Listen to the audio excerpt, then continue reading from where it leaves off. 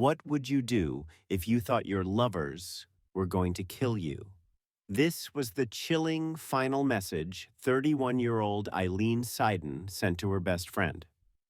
Hours later, she was dead, beaten so brutally in a Florida motel that the medical examiner compared her injuries to a car crash. The only people who walked out alive were her boyfriend, Zach, and his other girlfriend, Christina, and their stories would tear the case apart. This wasn't random. It was the violent unraveling of a toxic love triangle, or more accurately, a throuple. Let's meet the three people at its center.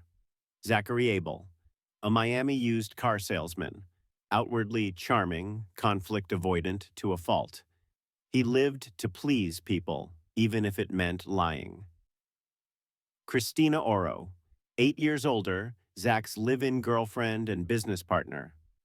Possessive, jealous, and constantly bragging that her father, Colonel Tony Oro, a high-ranking officer in the sheriff's office, made her untouchable. She often said she could make people disappear. Aileen Seiden, sweet and independent, but carrying deep wounds. She lost both parents as a child, her mother to cancer when she was 9, her father to a heart attack 5 years later. Her sister became her guardian.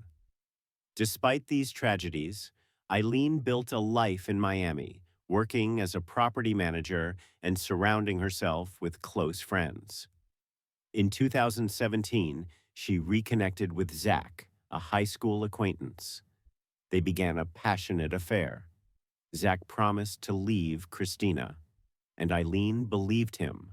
But when Christina discovered the betrayal, she made a shocking proposal. Why choose? Let's all be together. A throuple. It was a desperate idea, and a disastrous one. They moved in together, worked together, and drank heavily together. Friends noticed black eyes, whispered about bruises, even witnessed violent fights. Once, Eileen and Christina fought naked in the kitchen after an argument in the hot tub. This wasn't love. It was a volatile mix of jealousy, dependency, and violence. A powder keg waiting to explode.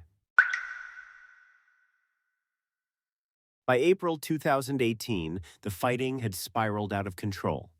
Friends said both women were terrified of each other and of Zach. One friend recalled Eileen whispering, "He hurt me again." Another had to take her to the hospital for injuries she was too afraid to report, convinced Christina's father's connections would protect them. On April 7th, after a particularly vicious fight, Zach told Eileen, "We're leaving tonight." They fled Miami with nothing but clothes. Eileen even left her phone and wallet behind. She was putting her survival entirely in Zach's hands. But Christina wasn't finished. She bombarded Zach with more than 150 texts in 24 hours.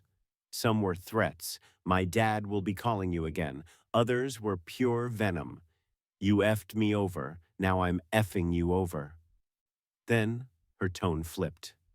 Pleading, promising change, begging to join them. And Zach, ever unable to face conflict, made the worst decision possible. He invited Christina to fly to Texas. The moment her plane landed, the escape collapsed. The throuple was back together, trapped in a moving car, hundreds of miles from home. That's when Eileen began sneaking, terrified calls to friends.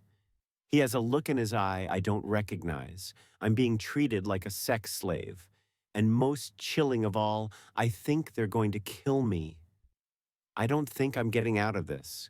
Her best friend even bought her a bus ticket from Tampa, a lifeline. Eileen never made it. April 21st, 2018.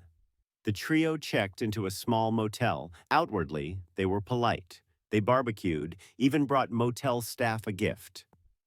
Inside room 15, old resentments boiled. According to Christina, it all unraveled when Eileen turned to her and said, "Christina, guess what? For reasons we'll never know, those simple words made Zach snap. He lunged, shouting, 'You always start problems!' And he began beating Eileen. Christina admitted she joined in, striking Eileen herself, even handing Zach a paddle. She claimed she stepped out briefly, but when she returned, Zach was in the bathroom, savagely attacking Eileen with a metal shower curtain rod.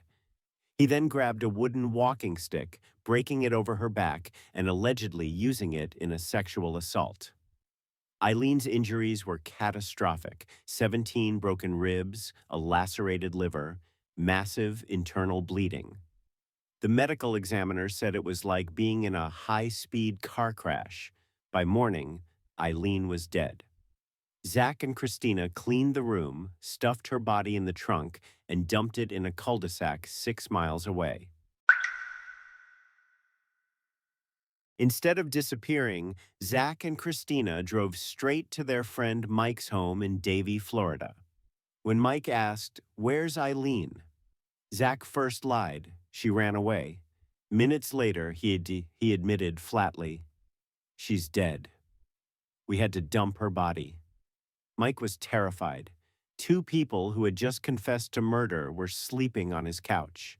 He secretly snapped a photo, Christina's hands visibly bruised, and searched Google Maps to locate the body dump site. Then he made the bravest move of all. He contacted Christina's father, Colonel Tony Oro. Christina had always bragged her father would protect her. Instead, Colonel Oro acted immediately. He took Mike to the police, recused himself from the case, and ensured both Zach and Christina were arrested for first-degree murder. The so-called untouchable had just been turned in by her own father. Justice was slow. The pandemic delayed proceedings for years. In May 2023, Christina cut a deal. She pled guilty to second-degree murder, securing 25 years in prison in exchange for testifying against Zach. In January 2024, Zach's trial began. Christina was the star witness, describing Zach as the uncontrollable killer. Evidence backed parts of her story. Zach's palm print was on the shower rod. Broken wooden fragments bore Eileen's DNA. The defense countered Christina was the aggressor. They pointed to her violent history, the 150 threatening texts, her bruised hands, and a surveillance video showing her driving while Zach sat silently in the passenger seat.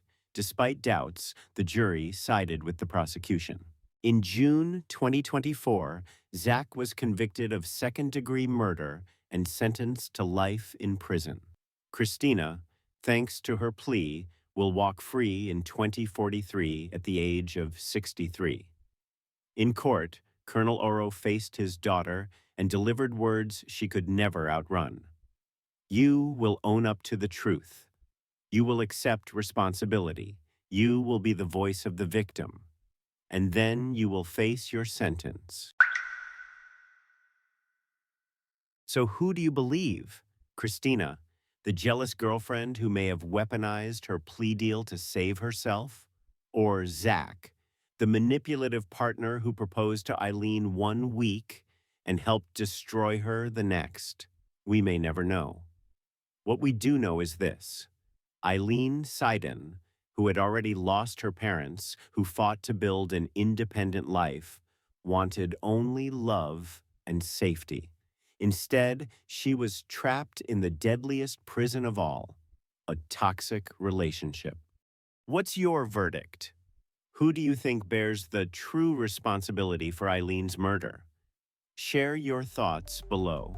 And if this story gripped you, subscribe to True Crime Tracer for more cases that dig deep into the lies, the psychology, and the haunting mysteries of crime.